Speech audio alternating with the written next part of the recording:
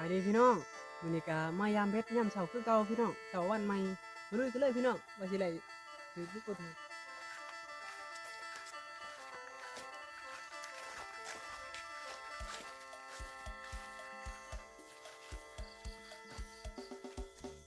ได้เลยเด้บ่เห็นเด้มันใส่นี่บ่ มึงจะทู นี่ล่ะเฮ็ดไปไหนล่ะ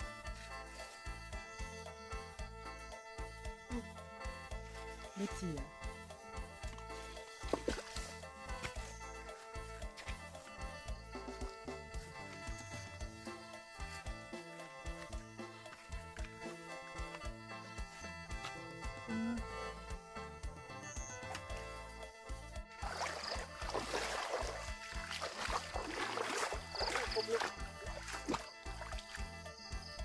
ครบหน่อยพี่น้อง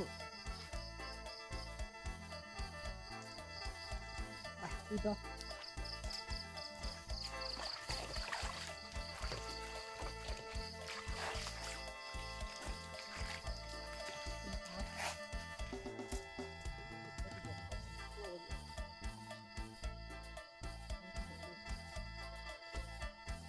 เฮ็ด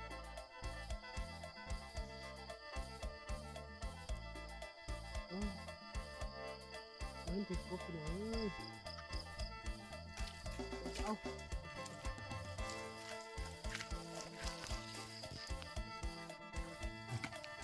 โอ้บ่ถือพี่น้องเอ้ยเป็นทางบ่ถือเนี่ยตรงนี้คือบ่คือขาเห็นบ่นี่บักเม็ดคือขาที่จะยอมถือขาเนาะขาดิจีดีกูเห็นเลยกูเห็นอันนั้นเห็นเป็ดนะถือขาเถอะมันขึ้นนี่ก็ถือได้เจ้าถือ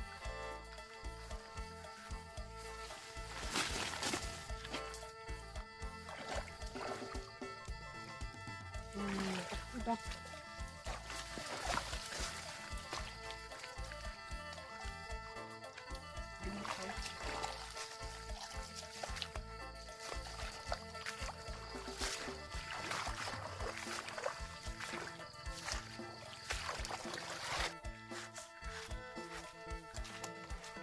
ถือพี่น้องไปเลยเขาบ่มาถือบ่มาหนูมันจะดู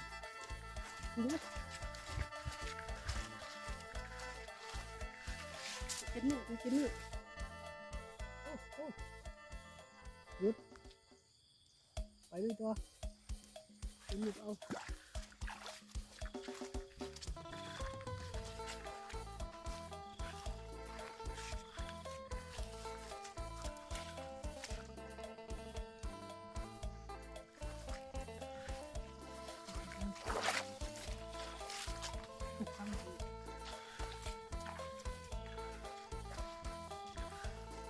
ตัวไหนกันเจอแล้วมีกูถือ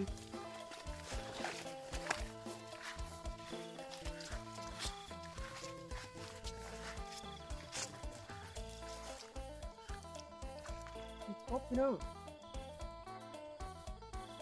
โอ้ยไป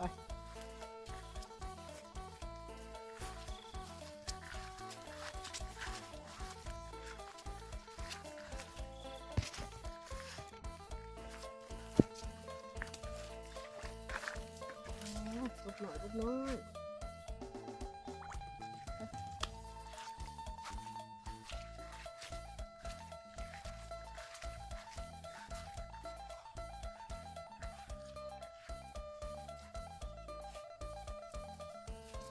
นี่ไม่เกิดฝักเลย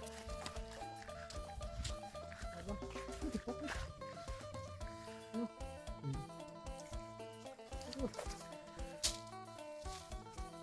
ยุบพี่น้อง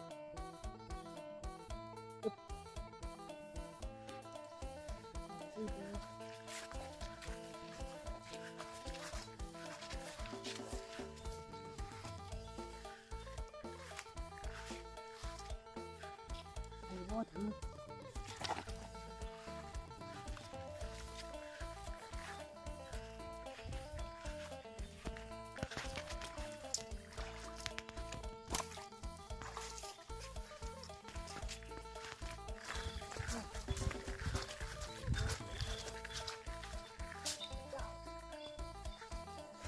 าวสวยกล้วยทอด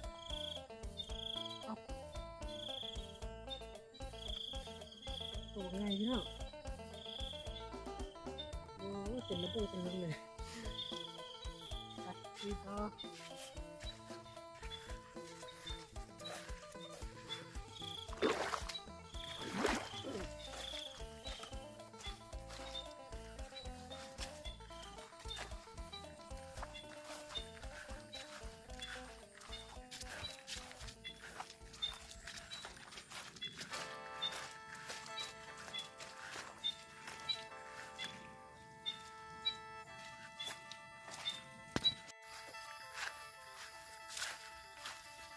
โอเคพี่น้อง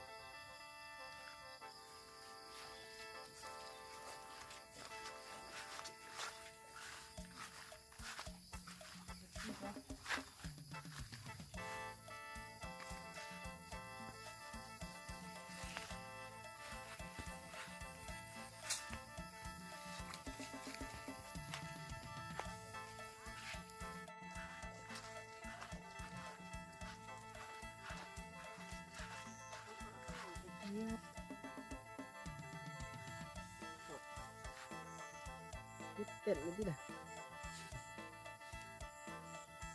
โอเคพี่น้องโอเคจะเอาไปดูดอก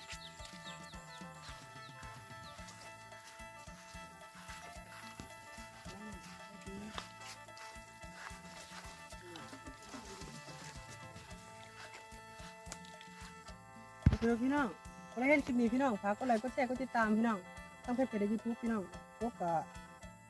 แต่อยู่บ่ร้ายพี่น้องกบอะไรกบหาตัวเนาะกบหาตัวพี่น้องไปบ๊ายบาย